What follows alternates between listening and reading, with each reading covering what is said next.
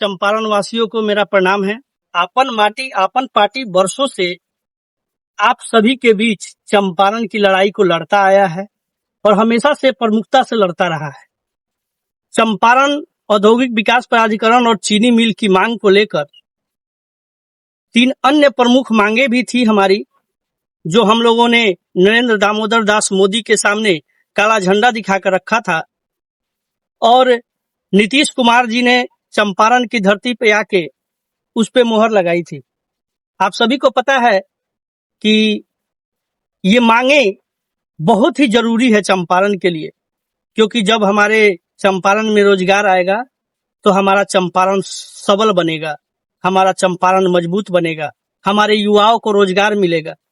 इसके लिए ये मांगे बहुत ही आवश्यक थी और इसके ये मांगे जो है इसी तरह पूरी नहीं हो रही है। इस मांगों के लिए हम लोगों ने काला झंडा दिखाया। उसके पश्चात हम लोग पुनः कलश यात्रा निकालकर पूरे चंपारण के भूमि से मिट्टी इकट्ठा करके पत्राचार किया और उस मिट्टी को कलश में रखकर प्रधानमंत्री, मुख्यमंत्री, राज्यपाल और राष्ट्रपति को भेजने का काम किया है। और आप सभी को ये जान के बहुत ही खुशी होगी कि हमारे चंपारण में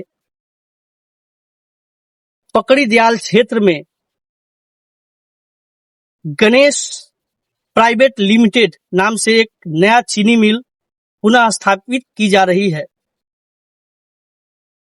क्योंकि पुरानी चीनी मिल का क्या स्थिति है आप सभी से छुपा हुआ नहीं है। हम लोगों ने बहुत बार ऐसा कहा भी कि ठीक है भाई, आप पुरानी चीनी मिल को चालू नहीं कर सकते तो नया चीनी मिल तो दे ही सकते हैं, क्योंकि चंपारण में उतनी भूमि तो पर्याप्त है।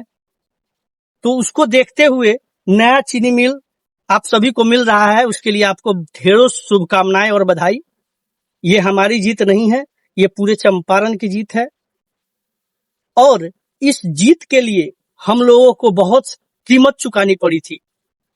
आपको पता होगा विगत दिनों चुनावी माहौल था और उसी बीच हमारे पार्टी प्रमुख जितेंद्र तिवारी जी को 111 दिनों की जेल यात्रा झेलनी पड़ी। उसका प्रमुख कारण था मोदी जी को काला झंडा दिखाना, क्योंकि किसी न किसी रूप में उनको फंसाकर जेल भेजना ये प्रशासन और शासन का एक बहुत प्रमुख कार्य बन चुका था। क्योंकि उनको पता था कि जब भी आपन माटी आपन पार्टी बोला है तो चंपारण के हित और हक और हुकूक के लिए बोला है, और जब आप मांगते हैं ना तो लोगों को दुख होना शुरू हो जाता है। तो हमारा मानना है कि मांगने से तो सिर्फ भीख मिलता है, मांगने से भीख मिलता है, अधिकार के लिए लड़ना पड़ता है। और जो जेल जाने से डरेगा वो क्या चंपारण के लिए लड़ेगा। तो हम लोगों को दुख नहीं है उस 111 दिनों का, क्योंकि 111 बहुत ही शुभ माना जाता है और हम लोगों ने 111 दिनों का समझिए चुमावन किए हैं इस सरकार को, और तब जाके उसी का देन है कि आज हमें चीनी मिल और उद्योग जैसे अवसर प्राप्त हो रहे हैं। तो इसके लिए आप तमाम चंपारण वासियों को पुनः बहुत बहुत बधाई। लेकिन एक चीज और ध्यान देने की जरूरत है। योजनाएं तो बहुत सारी बनती हैं, सरकार के घरों में योजनाएं बहुत सारी बनती हैं, लेकिन वो योजनाएं सिर्फ और सिर्फ कागजों में रह जाती है। सरकार बहुत जगह शिलान्यास तो करती है, भूमि पूजन तो करती है, लेकिन योजनाएं कागजों में दम तोड़ देती है। तो अभी हमारे चंपारण में उद्योग के लिए और चीनी मिलों के लिए जमीन चिन्हित कर लिया गया है, लेकिन ये योजनाएं सिर्फ और सिर्फ कागजों में न रह जाए, इसके लिए आप सभी को लड़ना होगा। सिर्फ हम तीनों के लड़ने से या आपन माटी आपन पार्टी के लड़ने से ये सपना साकार नहीं हो सकता है।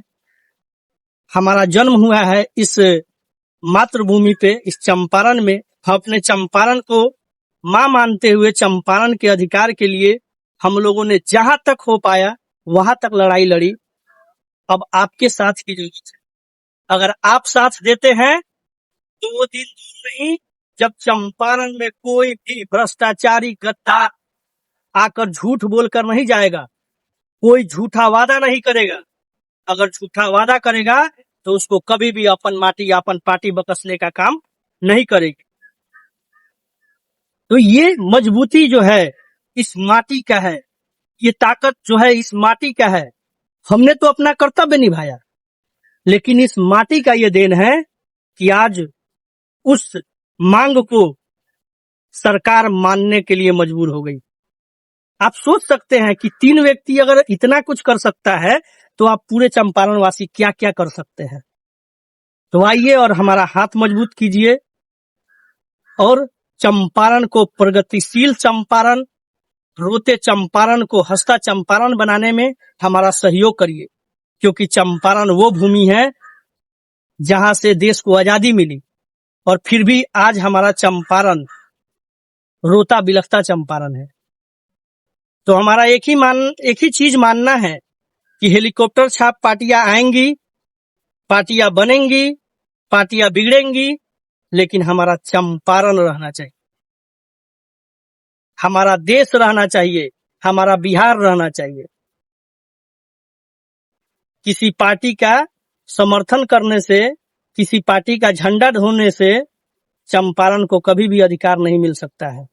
जब तक चंपारण के युवा, चंपारण के नौजवान और चंपारण के बुजुर्ग लोग नहीं जागेंगे, तब तक चंपारण या बिहार या देश को नहीं बदला जा सकता है।